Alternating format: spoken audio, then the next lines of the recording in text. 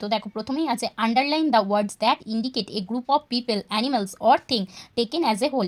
মানে আমরা সেই সমস্ত শব্দগুলোকে এখানে আন্ডারলাইন করবো যেটা একদল মানুষ বোঝাবে, একদল প্রাণী বোঝাবে বা একদল জিনিস বোঝাবে, যেটাকে আমরা বলতে পারি কালেকটিভ নাউন। ঠিক আছে, দেখো প্রথমেই আছে I saw a crowd in front of the soap.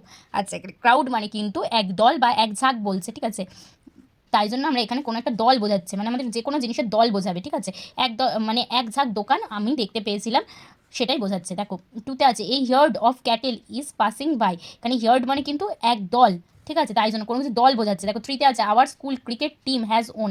আমাদের বিদ্যালয়ের ক্রিকেট দলটি জিতেছিল। দেখো টিমটা কিন্তু দল, একটা দল বোঝাচ্ছে, তাই জন্য আমরা এখানে টিমটার তলে আন্ডারলাইন করেছি। ফোরে আছে দেখো a bunch of flowers was kept in the vase.